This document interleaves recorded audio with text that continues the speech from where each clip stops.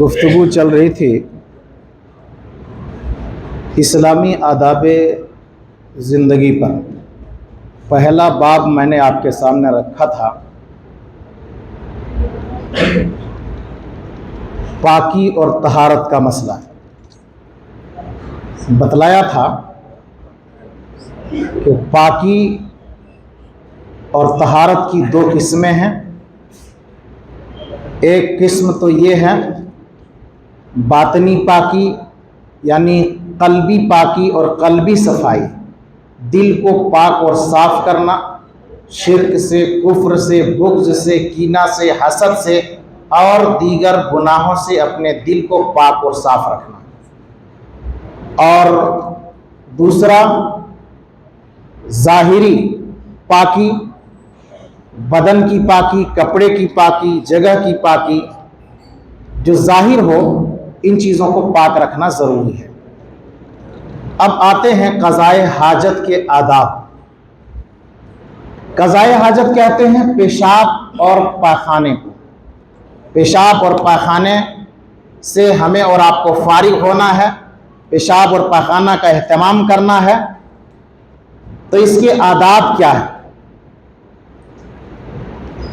صحیح مسلم کی ایک حدیث ہے، کتاب الطہارہ کے اندر امام مسلم رحمہ اللہ نے حدیث کو نقل کیا ہے۔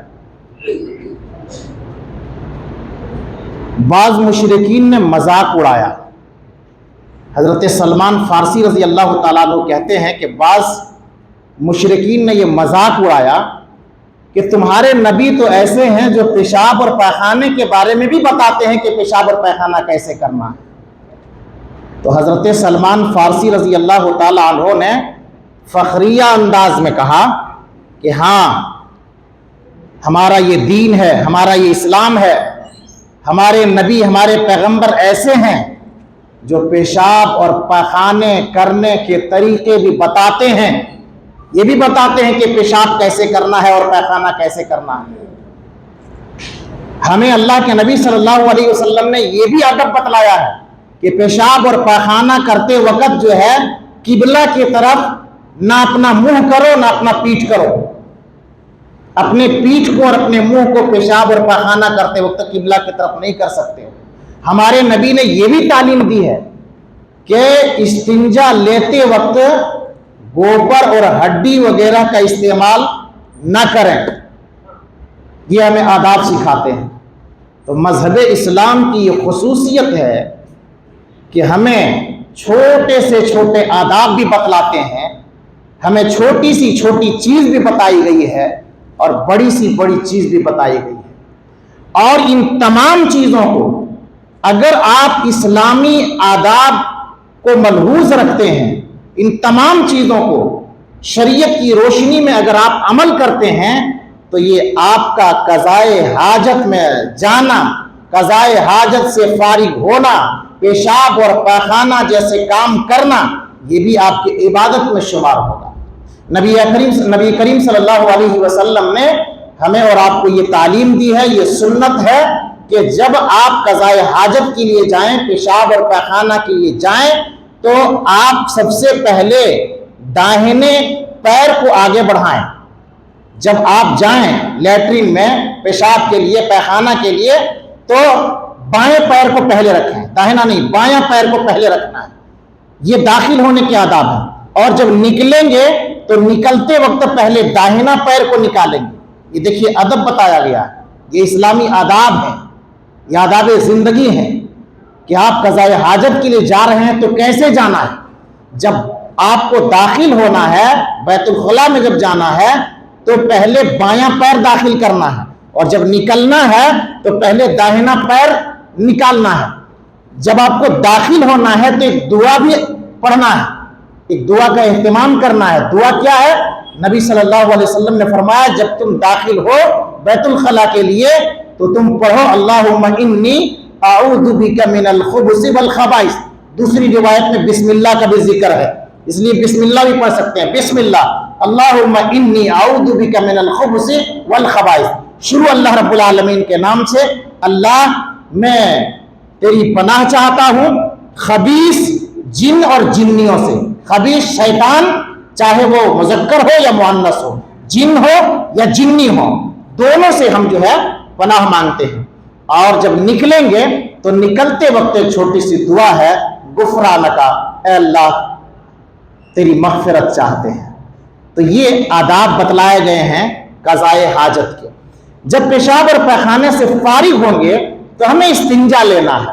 पाकी और सफाई के लिए हमें मिट्टी के ढेले इस्तेमाल करने हैं या पत्थर इस्तेमाल करने हैं या पानी से साफ सफाई का एहतमाम करना है। अगर ढेले का इस्तेमाल करते हैं या पत्थर का इस्तेमाल करते हैं तो मसनून ये है कि कम से कम 3 ढेले का इस्तेमाल करें।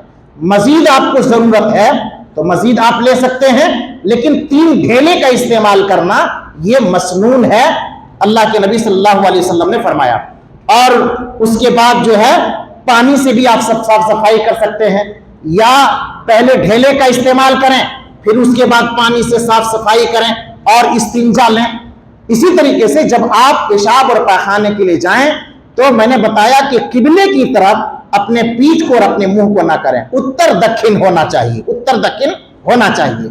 अगरचे ये बात भी सामने आती है और अहले इल्म ने इसको बयान किया है कि अगर घर हो और कमरा हो और घर के अंदर कमरे के अंदर अगर पूरा पश्चिम यानी किबला के तरफ किबला रू अगर बना हुआ है, उस हिसाब से अगर कोई बैठता है और पेशाब पैखाना करता है कोई हर्ज नहीं है।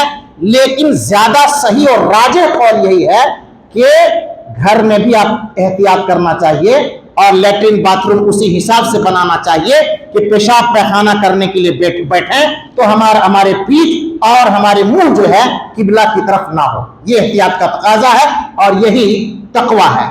पेशाब और पैखाना करते वक्त कोई जिक्र अस्कार नहीं करेंगे, कोई दुआ का एहतमाम नहीं करेंगे और कलाम भी नहीं करेंगे, बातचीत भी नहीं करेंगे। अगर कोई सलाम करता है तो सलाम का जवाब नहीं देंगे। और पेशाब और पैखाना के लिए आप बैठे हैं तो पेशाब पैखाना के वक्त आप किसी को सलाम नहीं करेंगे। ये सारी चीजें बताई गई हैं और ये आदाब में से हैं। और जब वो पेशाब और पैखाना से फारिग होकर के आप निकलेंगे तो हैंड वॉश करेंगे।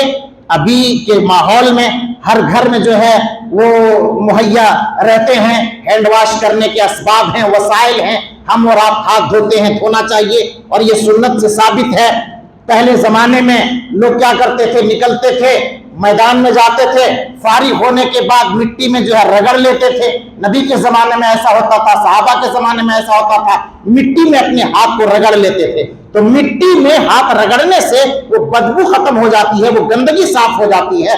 तो आज हम घर में होते हैं तो घर में हैंड वॉश कर लेते हैं, तो हैंड वॉश कर लें, ये भी हमारे लिए और आपके लिए बेहतर है और ये अमल हमें और आपको करना चाहिए। तो ये पेशाब और पैखाने के हमें और आपको आदाब बतलाए गए हैं। इन आदाब को हम और आप मलहूज रखें और सुन्नत समझ करके अमल करें। इंशाअल्लाह इस पर भी अल्लाह तबारक व तआला हमें और आपको तवाब अता फरमाएगा। अल्लाह तबारक व तआला हमें इन इस्लामी आदाब का पासो लिहाज रखने और अमली जामा पहनाने की तौफीक अता फरमाए। आमीन तक़ब्बल या रब्बल आलमीन। वस्सलामु अलैकुम व रहमतुल्लाहि व बरकातहू।